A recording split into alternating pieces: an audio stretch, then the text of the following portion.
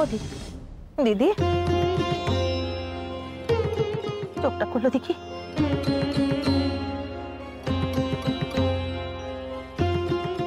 কি হচ্ছে কাকিমা? বেহারি, দিদি মুচ্ছ গিয়েছিল, কি করি এখন বল দেখি। না খবরদার, আমাকে চুবি নে, চার তুই চা। মা, এত অস্থির হলে কি করে চলবে? হ্যাঁ, অস্থির হবো কেন? আবার তো এখন খুব সুখের দিন এসেছে, আমি এখন নাক ডেকে ঘুমোবো তো। দিদি গো, এত অস্থির হয়েও না, লক্ষ্মীটি দিদি আমার, একটু ঘুমোবার চেষ্টা করো দেখি। না ঘুমে যাবো, ওরা আমার ঘুম কেড়ে নিয়েছে, মইন বাড়ি ছেড়ে চলে গেছে, আমি এখন কি নিয়ে থাকবো, কি করবো বলো দেখি। মা, অমন হাহু তাস করে কি লাভ? যা হওয়ার তা তো হয়েই গেছে। আমি জানি আওতাস করবো না, আমার মইন বাড়ি ছেড়ে চলে গেল, সংসারটাও ভেঙে টুকরো টুকরো হয়ে গেল, আর আমি হাউদাস করবো না। এখন আমি কি নিয়ে তা ঘুমে যাবো? মা, আমি তোমাকে ওষুধ দিচ্ছি, একটু ঘুমানোর চেষ্টা করো। এত কথা বললে যে রক্তচাপ আরো বাড়বে। না বেয়ারি, ওষুধ আমি খাবো না, তুই আমার একটু বিষ দে দেখি, আমি বাঁচতে চাই না, বাঁচতে চাই না। এমন দিন দেখার আগে আমি কেন মরে গেলুম রে? ও দিদি, অমন কথা বলো না দিদি, তোমার যদি কিছু হয়ে যায় আমরা কোথায় যাই বলো দেখি। মা, আমার মনে হচ্ছে মহিন্দা কাছে পিঠেই গেছে। তুমি এত দুশ্চিন্তা করছো কেন? দুদিন বাদে মহিন্দা ফিরে এলে সব ঠিক হয়ে যাবে, তুমি চিন্তা করো না। মইন ফিরে আসবে বেয়ারি? আরে বাবা তুই বলছিস, কিন্তু কিন্তু ওই মুখ পুড়ে। মা, তুমি এত চিন্তা করো না, মহিন্দা তোমারই ছেলে, আর মহিন্দা এমন কিছু করবে না যাতে তুমি দুঃখ পাও, কষ্ট পাও। তোর কথাই যেন সত্যি হয় রে বাবা, মইন যেন ফিরে আসে।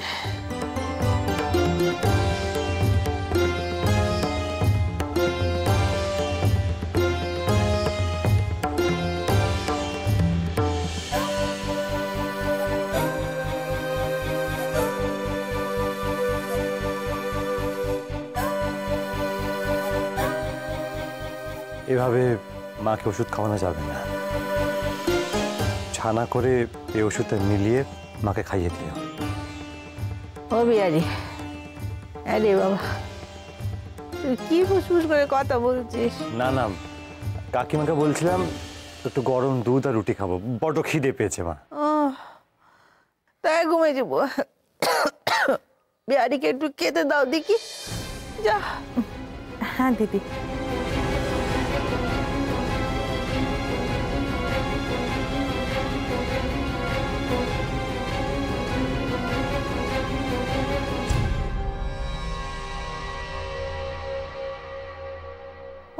দি বলি, এখন তো রাতের খাবার সময়, তুমি এখন ছানানে কোথায় চললে গো? আর বলিস না ছোট, দিদিকে কিছুতেই থামানো যাচ্ছে না, সমস্তক্ষণ খালি বক বক বক বক করেই চলেছে। ছেলের ওপর এত রেগে গেছে যে সমানে বকেই চলেছে, অথচ ওদিকে কবরেজ মশাই বলেছেন বেশি কথা না বলতে। বেহারি বলল অল্প একটু ঘুমের ওষুধ দিয়ে দিদিকে ঘুম পাড়াতে না পারলে দিদিকে আর থামানো যাবে না, তাই জন্য দিদির জন্যই ছানাটুকু নিয়ে যাচ্ছি। দিদিকে ঘুম পাড়াতে না পারলে দিদিকে আর বাঁচানো যাবে না রে ছোট। হ্যাঁ, তা একেবারে তো খাবার দিয়ে দিলেই পারতে, এ সময় আবার ছানা কেন নিয়ে যাচ্ছ? ঘুমের ওষুধ খেলে কি আর উঠে খেতে পারবে? দিদি তো ঘুমের ওষুধ মুখেই তুলতে চাইছে না, তাই বেহারি বললে এই ছানার মধ্যে একটু ঘুমের ওষুধ মিশিয়ে দিদিকে খাইয়ে দিতে, ঘুমিয়ে পড়লে ঘুমিয়ে পড়বে। রাতে তো খই আর দুধ ছাড়া কিছু খায়নি, আর এখন তো কবরেজ মশাই বলেইছেন দুধ কদিন দেওয়া চলবে না।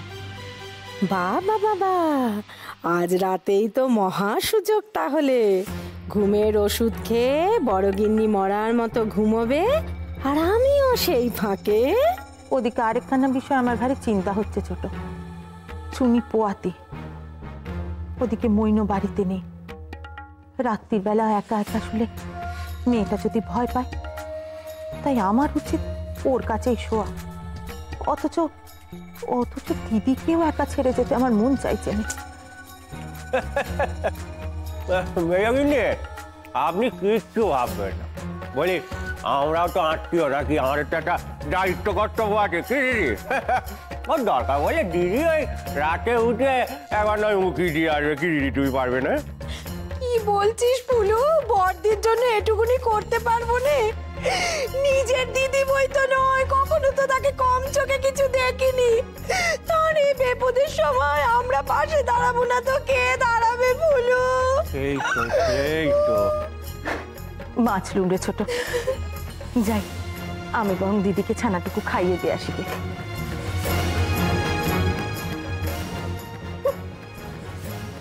কি বুঝলে দিদি? কি রে ফুলু, কি রে? দিদি একে বলে মেঘনা চাইতে জল। আজ রাত্রিরে আমাদের ভাগ্যের দরজা একেবারে হুড়হুড়িয়ে খুলে যাবে। কিন্তু ফুলু, হ্যাঁ, আমি ধরা পড়ে যাব না তো? পাগল নাকি? কে তোমায় ধরবে? ওই মাঝরাত্রিরে এবারই লোকজন নাক ডাকিয়ে ঘুমোবে। তুমি কি করবে? সেই ফাঁকে জাল দলিলটা বড় গিন্নির ঘরে নিয়ে গিয়ে টিপ ছাপটা টুক করে দিয়ে নিয়ে চলে আসবে। কিন্তু ফুলু, কে বড়দি জেগে যাবে না তো? আবার বোকা বোকা কথা বলে?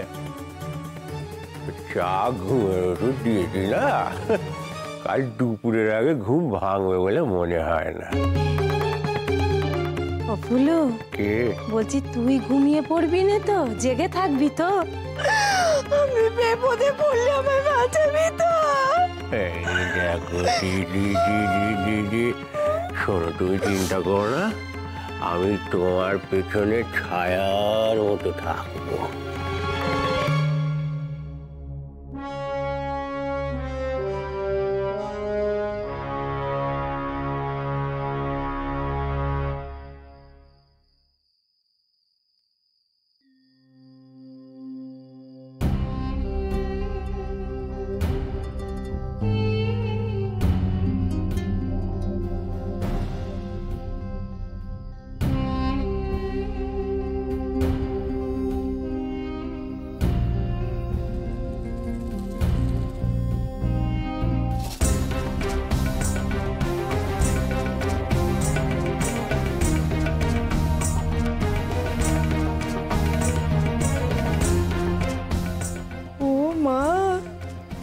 বড়দি যে একেবারে মরার মতো ঘুমুচ্ছে।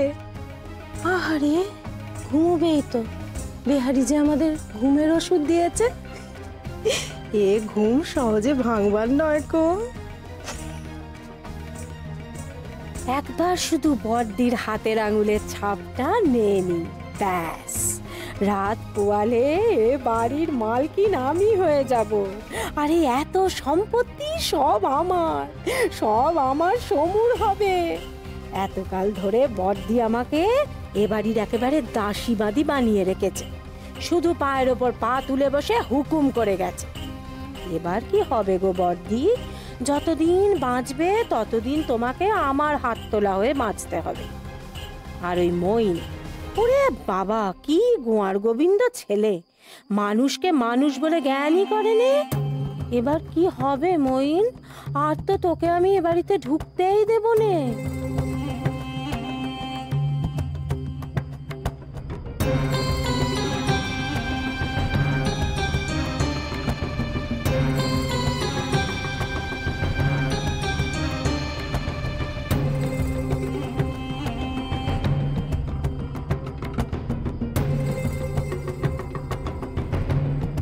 ছোট কাকিমা,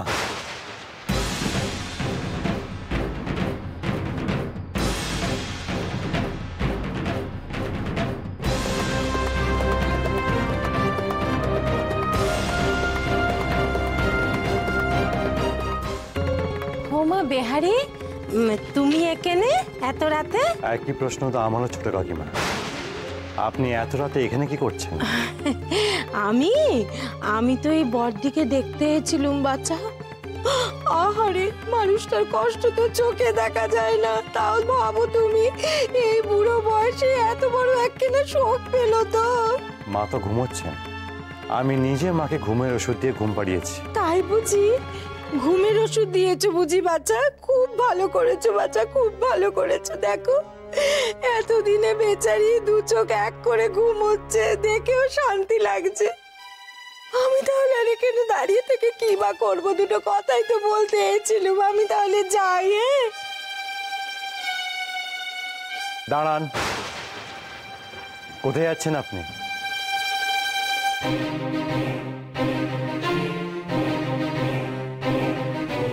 বড়দি ঘুমোচ্ছে বাচ্চা, অত জোরে চেঁচিও নে, ঘুম ভেঙে যাবে। আপনার হাতে ওটা কি ছোট কাকিমা? এইটে এইটা কি আমার হাতে? কি জানি বাচ্চা, জানি নে। আসলে কি বলো দেখি, ওই ঘুমের মধ্যে বড়দিকে স্বপ্ন দেখছিলাম তো, ঘুমের মধ্যে হাতে কি নিয়ে যে চলে এসেছি নিজেও জানি না বাচ্চা। আমি যাই। আপনি কোথাও যাবেন না, চুপ করে এখানে দাঁড়িয়ে থাকুন। কে কে যে এখানে কি হচ্ছে? কে? বড়দি, এই যে আমি এসেছিলাম তোমাকে দেখতে। দেখেছো তো বাচ্চা, এমন জোরে চেঁচালে বড়দির ঘুমটা ভেঙে গেল। কি হয়েছে ছোট বউ? এত রাতে তুমি এখানে কি করছো? ওই যে বললুম তোমাকে দেখতে এসেছিলাম। এখানে এত কথা কিসের? আর ঘরের আলোই বা জ্বালালে কে? ওই দেখো না, বেহারিকে কত করে বারণ করলুম, কিছুতেই শুনলো নে, সববার ঘুম ভাঙিয়ে দিলে। ছোট কাকিমা চোরের মতো চুপি চুপি ঢুকে মায়ের হাতে আঙুলে ছাপ নিচ্ছিল। কি দলিল? কিসের দলিল বাচ্চা? কই দেখি।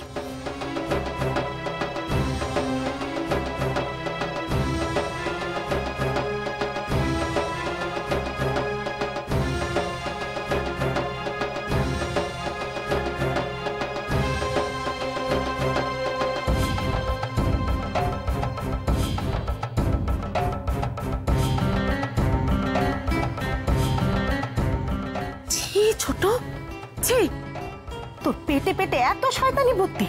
মিছে কথা মেজদি, মিছে কথা। আমি তো শুধু বড়দিকে দেখতে এসেছিলাম। খবরদার, আমি নিজের চোখে দেখেছি আপনি মায়ের হাতে আঙুলের ছাপ ওই দলিলে নিতে যাচ্ছিলেন। দলিল আর দু হাতে কালি নিয়ে এসে তুমি এত রাত্রে ছোট বউ আমার ঘরে এসেছিলে? মিছে কথা বেহারি বলছে না, তুমি বলছো। ছি ছি ছি, এত লোভ তোমার! যাও, দূরে যাও এখান থেকে, বেরিয়ে যাও। আমি তোর মুখ দেখতে চাইনি। বেহারি, যা তো ওদের গা ধাক্কা দিয়ে বাড়ি থেকে বের করে দে। ছি ছি ছি, ভাগ্যিস বেহারি ছিল। মা, আপনি একটু শান্ত হন। এই অবস্থায় এত কথা বললে আপনার শরীরটা আবার খারাপ হয়ে যাবে। তুমি আমাকে শান্ত হতে বলছো বৌমা? এই যে মহিনকে পথে পথে বসাতে চাইছিল, তার সঙ্গে তোমাকেও। ছি ছি ছি, বেহারি দেখলো তাই তো। মা, এখন বাড়ির অবস্থা ভালো নেই। ছোট কাকিমা একটা ভুল করে ফেলেছেন, ওনাকে আপনি মাফ করে দিন। আর আজ থেকে আপনার সব দায়িত্ব আমি নিচ্ছি। উনি যতদিন না এই বাড়িতে ফিরে আসছেন, ততদিন এই সংসারটাকে আমি আগলে রাখবো, এই আমি আপনাকে কথা দিচ্ছি।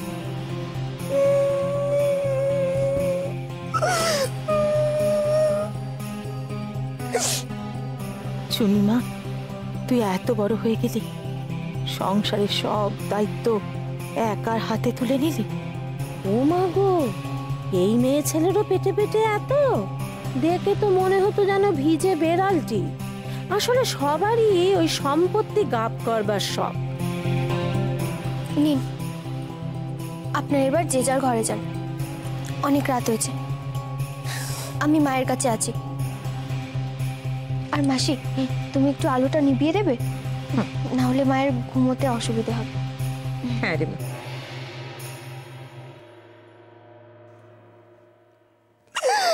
দিদি গো, তুমি আমায় ভুল বুঝলে।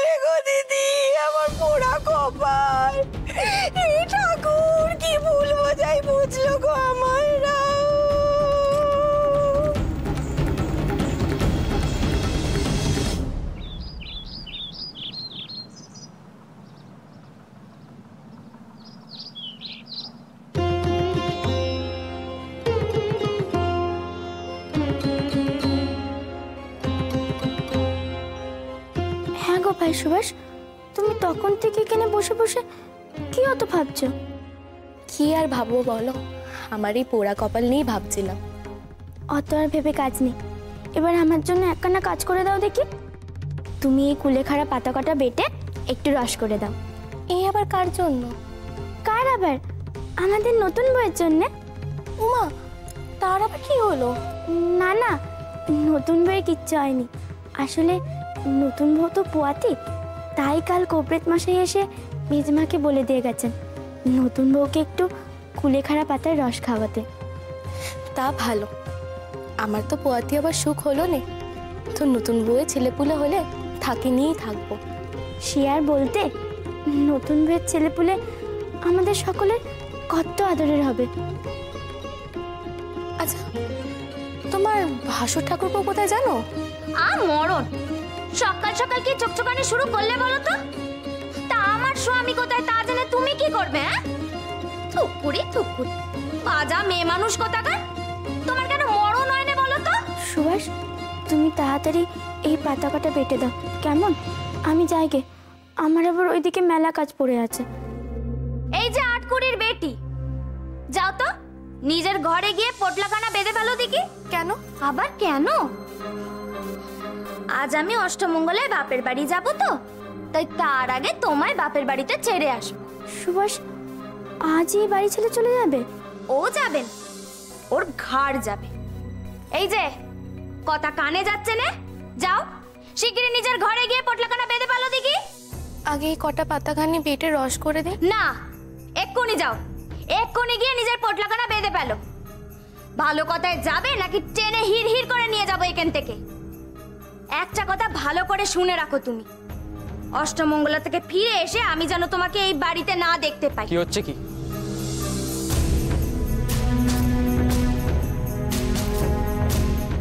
সাত সকাল এত চেঁচামেচি কিসের? ভালো হয়েছে তুমি এখানে এসেছো। তা বলি, তোমার এই সোহাগী বড় বউকে আজই অষ্টমঙ্গলায় যাওয়ার পথে বাপের বাড়ি ছেড়ে আসতে হবে। আমরা তো অষ্টমঙ্গলায় যাচ্ছি না। কেন? কেন? বড় মার এইরকম একটা অসুখ, আর তাকে এই অবস্থা একা ছেড়ে আমি কোথাও যাব না। মরণ, কথা চিড়ি রাখো। ওই বুড়ির অসুখ তো আমরা কি করব শুনি? শোনো, বাবা বলে দিয়েছে যে এ বাড়িতেই পুরুত দেখে এই জোর খোলার ব্যবস্থা করে দেবে। ও মা গো, তলে তলে এত, এ তো দেখি সবাই শত্রুর গো। না, আজ এর একটা হেস্তনেস্ত করতেই হবে। দেখি আমাকে আজ কে অষ্টমঙ্গলায় যাওয়ার থেকে আটকায়।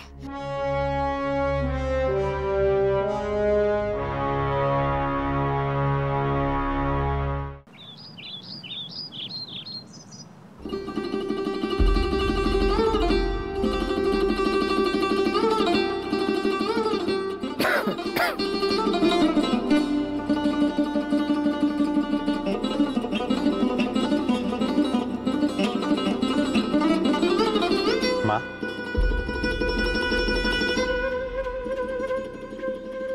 এখন কেমন আছো? নারী দেখে আর কি হবে রে বিয়ারি, আমার বেঁচে থাকার ইচ্ছেটাই তো চলে গেছে রে বাবা। তা বললে হবে কেন মা? আপনার বুঝি একজনই সব, আর আমরা বুঝি আপনার কেউ নই? না রে বৌমা, সে কথা নয়। আসলে সংসারটাই যে আমার ভেঙে গেছে রে মা। কাল ছোট বউ যা করলো, আরে বিয়ারি বল দেখি, বিশ্বাসটাই যদি চলে যায় তাহলে বেঁচে দেখে কি হবে বলতো? সব কিছু চলে গেছে রে বাবা, শেষ হয়ে গেছে। মা, তোমার কিচ্ছু এখনো যায়নি। যতক্ষণ তোমার এই ছেলে আছে ততক্ষণ তোমার কিচ্ছু হারাতে দেবে না। আমি জানি রে বাবা, তুই থাকতে আমার কোনো ক্ষতি হবে না।